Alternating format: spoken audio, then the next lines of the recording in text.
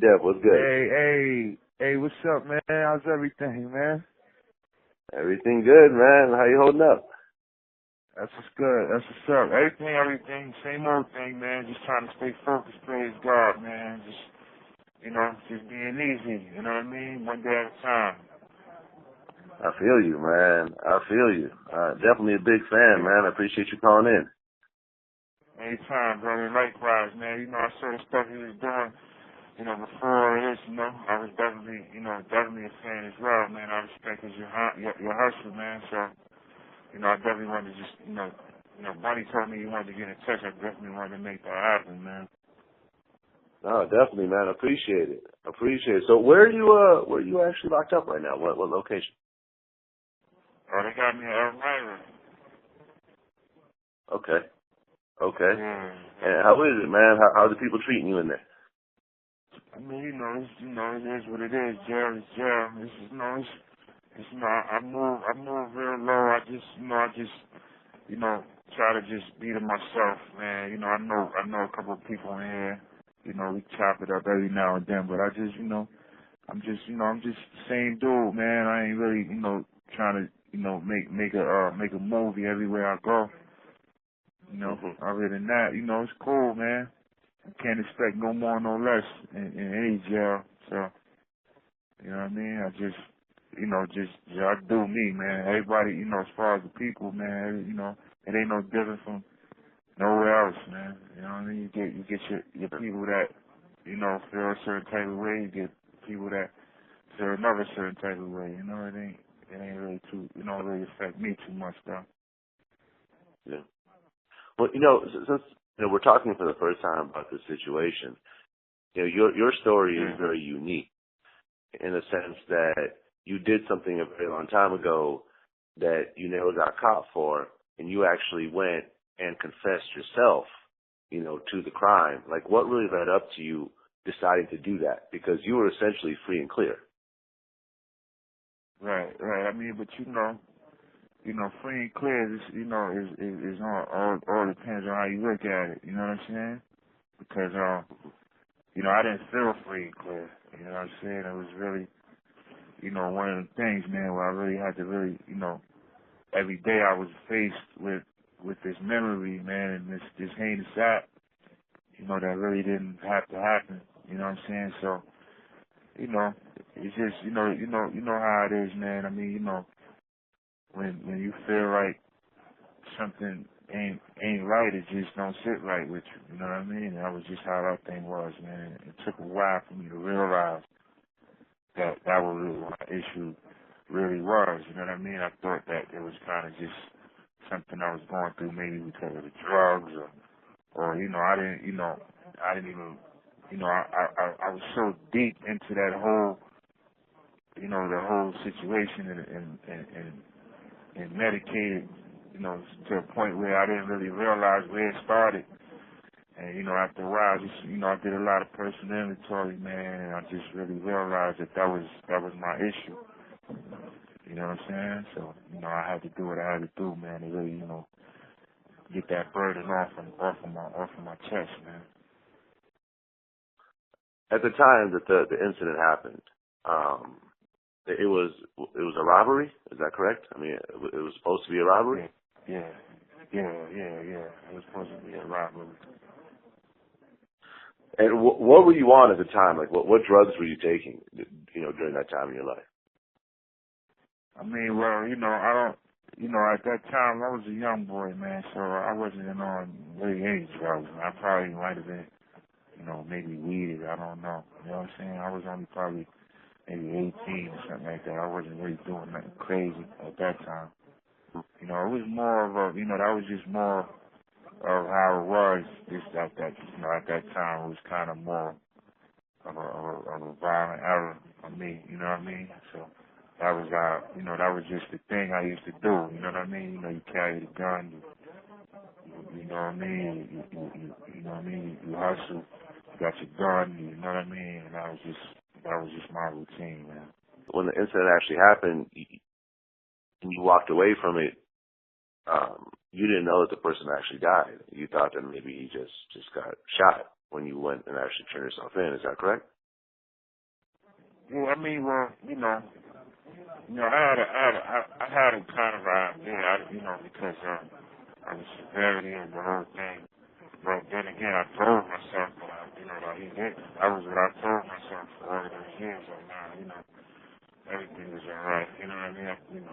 But I didn't really know for sure, actually. So, it was just, when I took myself in, it was just, I was just taking whatever came with it. You know what I mean? I mean, during that time, like what do you think really led you to be in that type of lifestyle in terms of like, I'm going to get a gun and I'm just going to rob people and it's whatever happens. I mean, that's a real extreme way of living, right? Like, what do you think was really going on in your life to actually lead you to that point? I mean, like I said, man, that just came from being young. I was out in the street. That's still no excuse because a lot of young people don't do things like that. You know what I mean? But that was like, the lifestyle I was living. I was out there hustling, like I said. You know what I mean? I had, guns was available. I had to, I had to hold myself down. So I just, I had a gun. Like, you know what I mean? It was just one of them things where, you know what I mean? I just decided to do that one day. You know what I mean? Like, let me just get some extra money. And, you know what I mean? Just, rob somebody. Like, it didn't make any sense more. It doesn't make any more sense that I tell you and talk about it right now than it did then. You know what I mean? It just was something that like, it was a dumb thing to do. You know what I mean? And that's what I'm dealing, what I was dealing with all of those years and what I have to still deal with, to this day. You know what I'm saying? It was a very, ignorant, dumb decision. You know what I'm saying? Do you remember how much you actually got from the robbery? How much you walked away with? Nah, man, I didn't walk away with anything actually. You know what I mean? Because okay, Dep, it was Vlad. just so crazy. So you went and turned yourself in, and how long were you actually sentenced for? Well, I was sentenced to 15 to life. You know what I'm saying? Okay. So you're doing 15 to life right now in prison. Like, what after you got that off your chest? You went in, you confessed to what it is that you did voluntarily, and now you're doing the time. Like, what do you think is different about your life once you got that off your chest?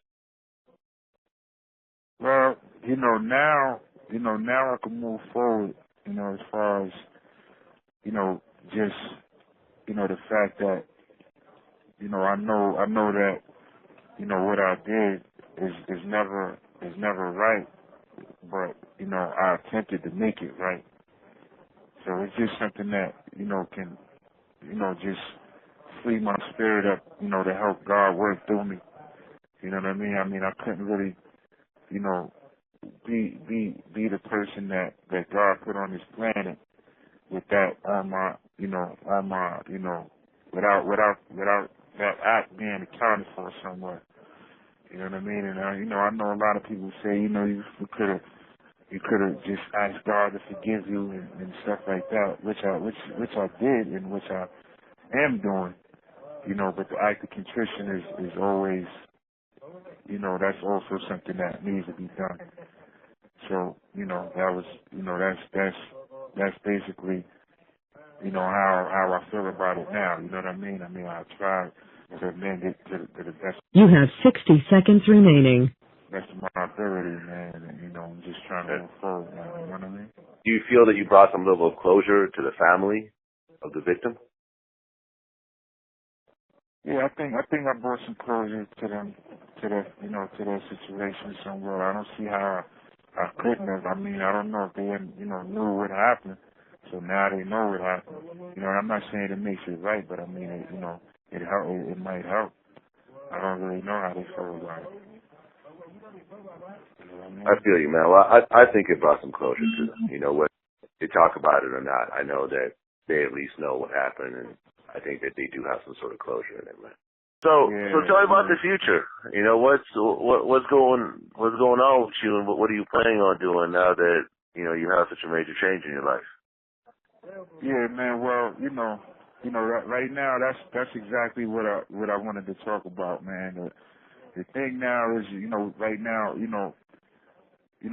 I see how, what I mean, society or people in general, when I come into jail, now that I'm here, I really see that, it's an issue with, people, coming into jail and their cases, not being able to really get to the root of what's going on with them and how they feel about their cases.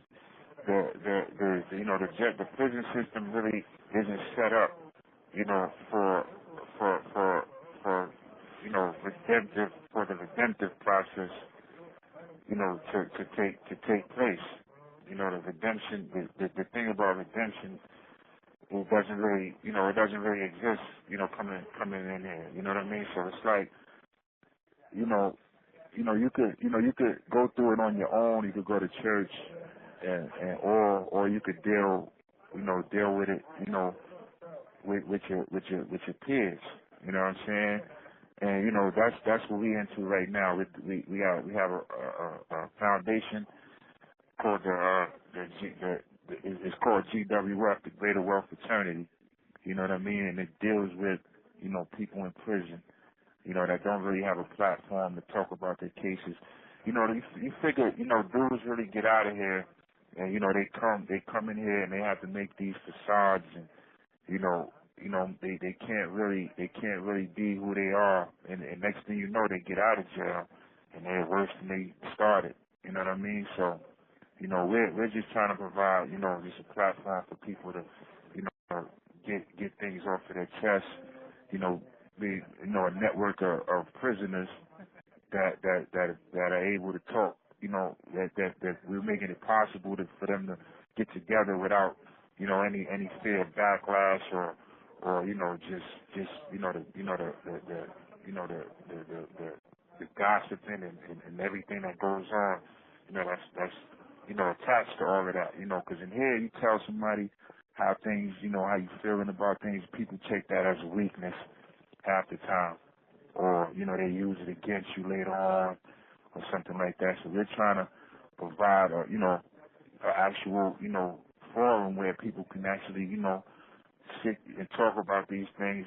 Everybody like-minded, where it stays in the circle of the individuals, and just get these things out off their chest and work through them possibly. So that's basically what the foundation is. It's just another another outlet for people to to really to get these things off their chest if they didn't get them off their chest. My situation is somewhat different. A lot of guys come in here and they do feel a certain type of way about their cases, but it's already said and done. They've been sentenced and thrown away.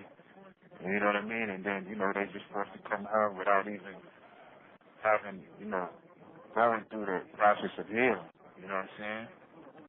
So the organization is a faith-based organization. You know what I mean? We everybody that's involved in it, the God-fearing people, man.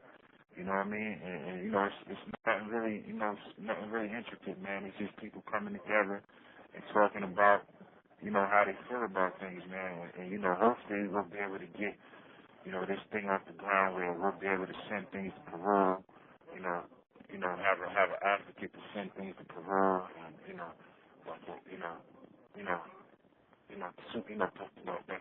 supersede the person actually coming to parole, because they see a lot of things on file, so they'll see this as well, how they feel about their cases. These things that don't exist as far as the correctional system or process. So we're trying to just make that a reality. You know what I mean? So that's what's really going on with me right now, man. We're really really trying to push forward with that, man. We really going hard with that. So you want to know what's in my future, that's basically it. You know what I mean? GWF. Yeah. Well, being in hip hop, we both know that there's a certain level of glamorization of going to prison. Like, rappers brag that they did some prison time, and prison in general in hip hop is something that's almost looked up to. Now, someone who's doing 15 to life right now, what would you say to those people, who think, they get stripes by going to prison? Well, I mean, and that's another thing that we touch on, I mean, we have music coming out of, the GWF fraternity as well. But, real soon you'll be hearing, we're gonna just, put everything out there that we've been working on. You know what I'm saying? And another, way that GWF is coming is we really understand, we trying to help, people to really understand, where we went wrong in our lives. You know what I mean? And, a lot of it has to do with, like, the way we're thinking. We're thinking, as far as what's cool and what's not, and what's the status quo on, being a black man or just a man in general. You know what I'm saying? So, I know it's probably, something that's been going on for, before I was even born, but, it's just, we just really trying to point out the fact that, we're God's people, man, and we're not really supposed to be glamorizing or glorifying anything that's negative. You know what I mean? So, we're gonna touch on that too, man. I know that's how, a lot of people, perceive they're supposed to be, and I've done it. We all do it. A lot of people do it, but that's not to say it's right. You know what I'm saying? So, we just gonna, we trying to build, we trying to destroy all of these negative, these negative attributes to what I've been doing in hip hop. We gonna just build it back up, man. That's what we doing. We building the people back up. You know what I mean? So yeah. Get ready for that, man. That's what it is, man. Well, listen, man, I definitely appreciate you calling in. Keep your head up, man. You'll get through it. Yeah, thank you, man. I appreciate you having me as well, man. I know, we probably knew we weren't really into touching, a lot of the stuff that, people already know about, but, I definitely appreciate, your concern, you know what I'm saying? So, hopefully we'll be able to get, do a couple more, interviews when things get really up and running. You know what I'm saying? We got some other people that's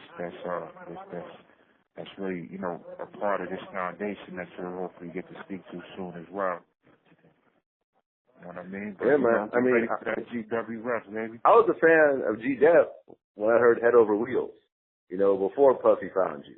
Wow. Like when you dropped the joint on the DJ Premier album. That was like the standout song on that album, and it was like, yo, this dude got something.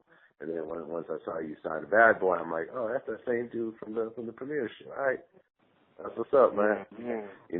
I appreciate that, man. Yeah, that seemed like a whole lifetime ago, man. Yeah. And me and you actually met very briefly, like out in Brooklyn when I first moved to New York around 2002, 2003, just in passing. I don't know if you remember now, but I definitely remember. Yeah, man.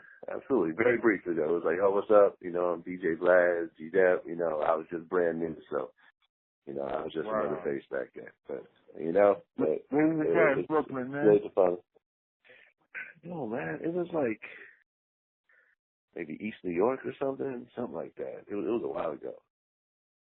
Oh, like it might have been at that ballroom, that club, that joint. I forgot the name of that joint, man. We had a little show out there, man. I forgot the name of the joint. No, I don't know. You're right. It was, it was a minute ago, man. I probably, I'm just fishing right now. But that's what's up, though, man. hopefully we'll get to meet again. You know what I'm saying? You know what I mean, brother? Yes, sir. I'm sure of it. I'm sure of it, man. Keep your head up. You know, you're going to be out before you know it. All right, man. Man, I appreciate that, man. God willing, man. But you know, I'm gonna try to keep the, we gonna keep the presence, felt out there, man. Like I said, man, that GW rep, we got some good music coming to y'all, man, and a lot of good, positive, virtues and views, man.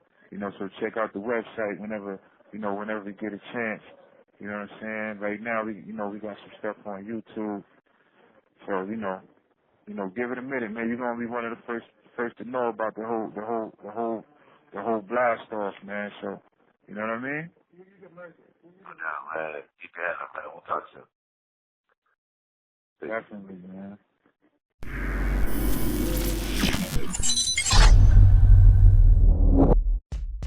Kobe raped a white woman in Colorado. Dr. Cosby raped 37 bitches and is still counting. Nobody leaves this business clean. Michael Jackson fucked little white children. It's hip-hop, man. The kids listen to hip-hop, they use the N-word. Point blank, period. Yeah, like there's no way around it, you know what I mean? I'm at a concert the other day. Nothing but white kids in the concert.